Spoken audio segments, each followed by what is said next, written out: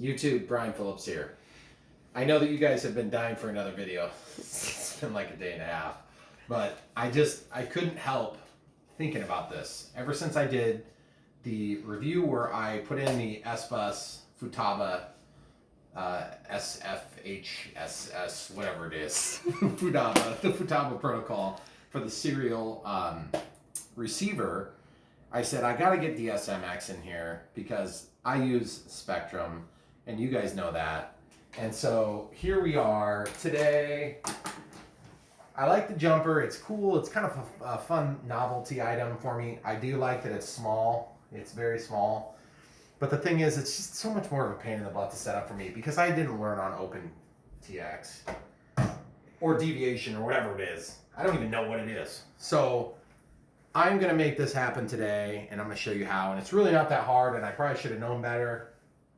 But I forgot I happen to have one of these things sitting in my basement for like the last 4 years. So anyway, we're going to use it today.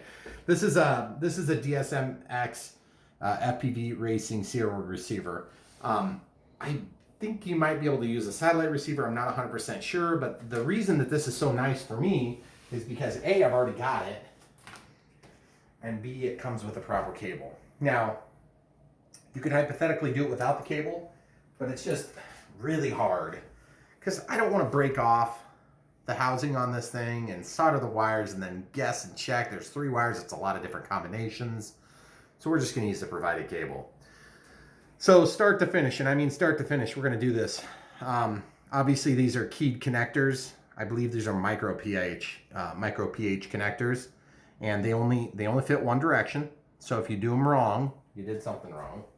So we're just going to get started because it's a really pretty easy process. I'd be lying if I said I didn't try this before I put this on video, because I did. But I'm going to show you the full process. So down here on the main board, there's 2 different plugs. This one's for the SBus, and actually we'll try with a pin. This one's for the SBus, and then this one's for the DSMX, DSM2. And sure, you could use DSM2, it doesn't care. It doesn't know, as long as it's a serial. So you see how there's it goes like this, closest to me. So the orange goes away from me. And I'm sorry, I'll be blocking it with my hand. I'll do my best to show you when it's done. See how easy that was? Now you'll notice this is a fair bit larger than the receiver that I used from Futaba. Now you can get other DSMX. It doesn't have to be Spectrum branded, and they will still be DSMX capable. But it's a serial receiver. Okay, so it's transmitting the pulse width modulation to serial communication. So this is the battery. This is the DX18. Let's walk through the setup. If you want to, probably we'll... This side? Yeah, we'll go like this. I'm just going to set this over here. I want the people to be able to see when we get ready to bind. Okay. So what I'm going to do is I'll just go ahead and go here. We're going to turn on the radio system. It's going to come up with a regular splash screen. We're going to scroll down to System Setup, disable the RF, confirm yes. We're going to model select or model utilities. We'll just do model select in this time. And then we'll add new model. So we'll click that. Do you want to create a new model? Sure. We're going to scroll over and click. So it's going to make a new one. Then we can go to model type. We can select an airplane. The data will be reset. We don't care. It's brand new, but you do need to go through that process. That ensures you're working off a blank template. We can go to aircraft wing type.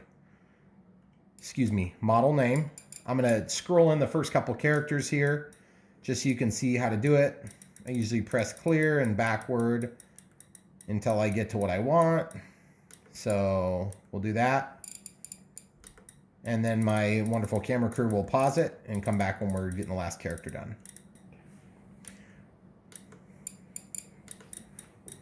Sorry guys, I had the last letter there. So basically, once you're done scrolling that in, then you can go back. Set your aircraft type wing.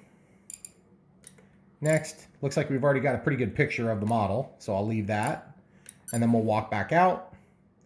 First thing I always do is I set up my throttle cut, which is super easy. Go down to throttle cut, uninhibit it, wake it up with the switch you want. Change that -130 to -100. Okay, then test it. Throttle cut is on. Throttle cut is off. Okay.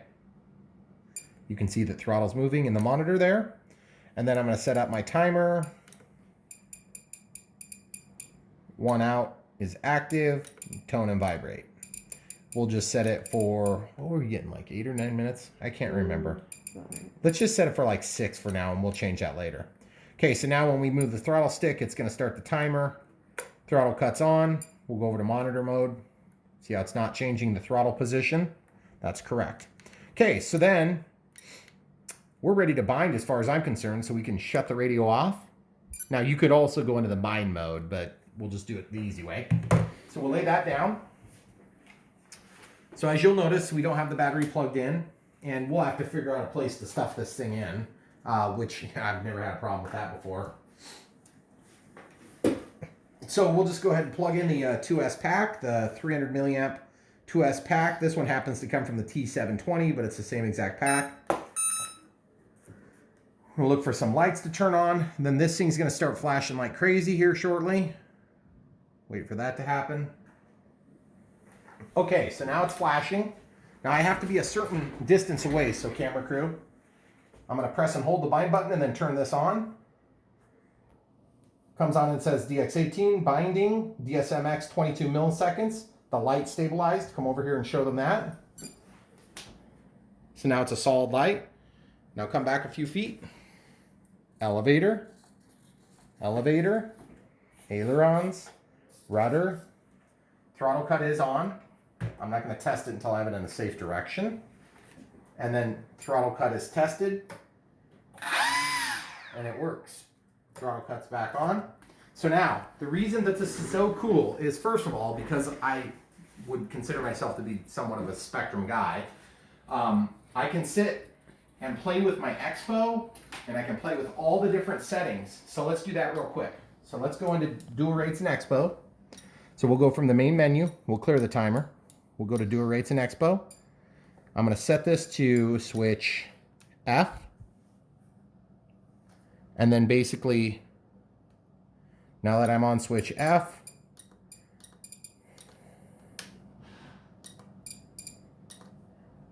I'm going to go to all 3 axis. I always tie them all to the same switch. And then the middle setting, I'm going to set this to 20. And then I'm going to set my top setting to 30. And I'm going to put the dual rates down to 90. And then I'll put it to the lowest setting for rudder. And I'm going to set this to 10.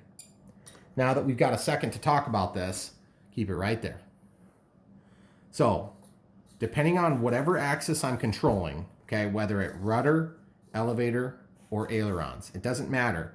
I want to be able to quickly switch from very little expo, which means that the sticks are almost all the way full output, to a little bit more expo, doubly as much, to triply as much. Half, approximately, it's actually a third and then a third. So what happens is when I get to my flight, I have it set to the setting that I want. And then I can quickly make it more insensitive or less insensitive. It just depends on what you want it to be. So then I'm going to set it to elevator. In the lowest setting, I'm going to set it to 10. Then in the middle setting, I'm going to set it to 20. And people ask me this all the time. What do you set your expo to? I'm like, guys, expo is like a really subjective thing. I mean, expo is like, you know, how fast do you want to drive on the interstate, you know? I mean, everybody knows the speed limit, but everybody goes a different speed. Okay, so 30. We're going to set the dual rates down to 90. We're going to set expo to 20. And then we're going to set it to 10. Okay, so real quick, systematic approach. Moves up, bumps it up a little bit incrementally, and then bumps it up incrementally more, and it also reduces the output rate, okay? So let's talk real quick about what that means.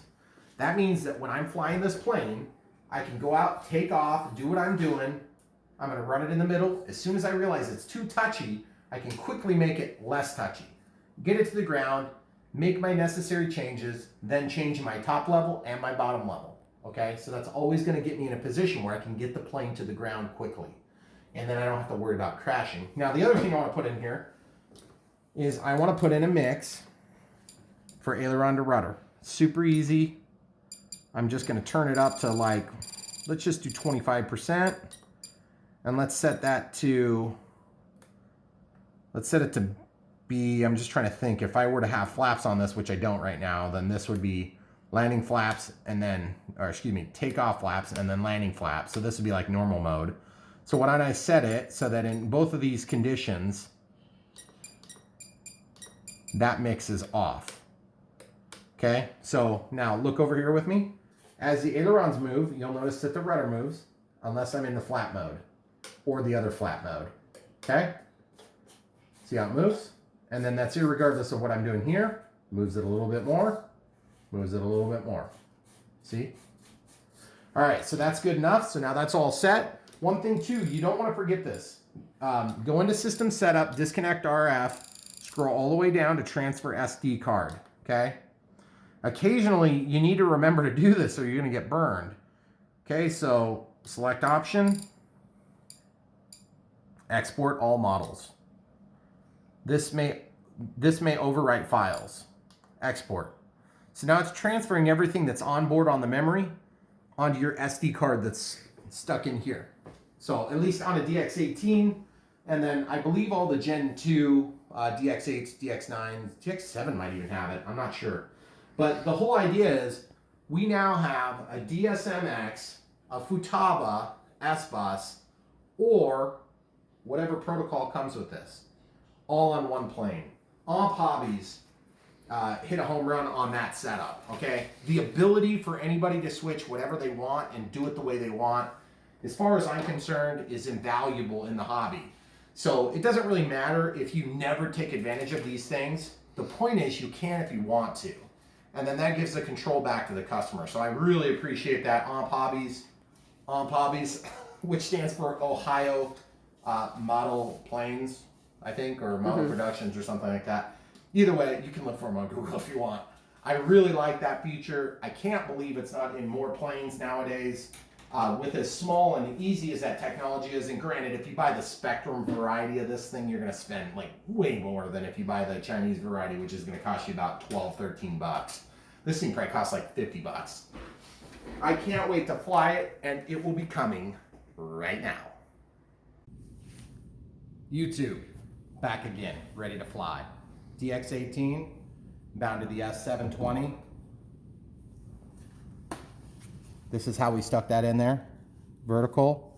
One antenna is going up, one antenna is coming back and around. You can see the little orange lights on. It's between the control horn adapters for the ailerons. Got the voltage alarm in there, showing 4.17 and 4.17, which is essentially full charge. So we're gonna go out and start flying. Okay, so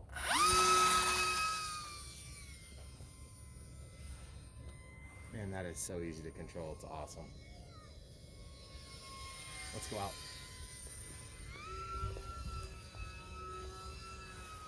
Further.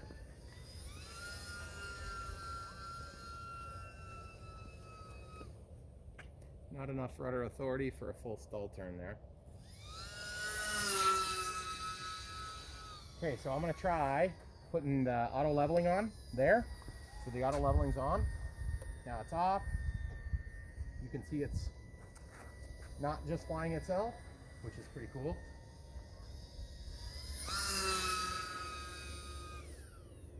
Around and back. It's pretty calm right now.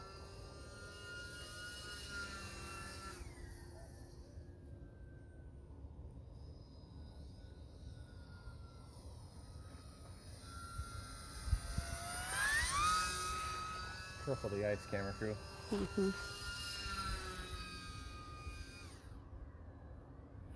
Still not a ton of precision in that rudder or the elevator servo, to be honest. So I'm going to go up to my higher setting on Expo just to see if that helps. I'm going to turn off my mix on the rudder just so I can see how it looks.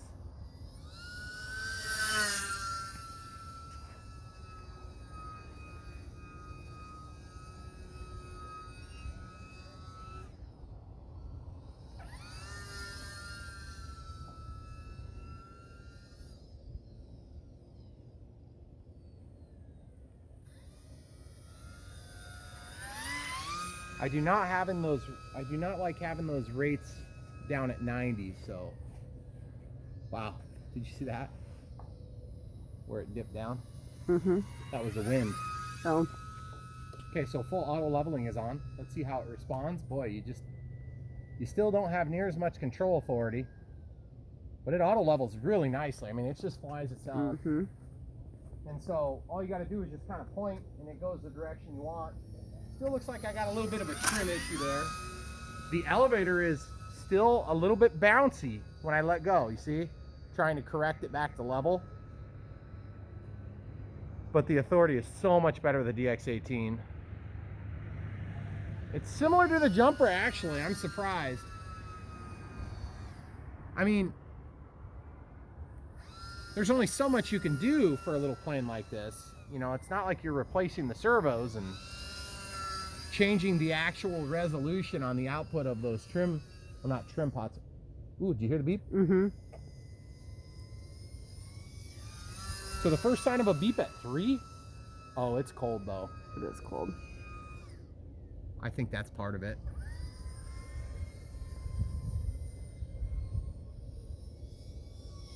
That shepherd's hook is gonna get me someday. It is. Okay, let's go over here. Careful of the water that's frozen on the surface.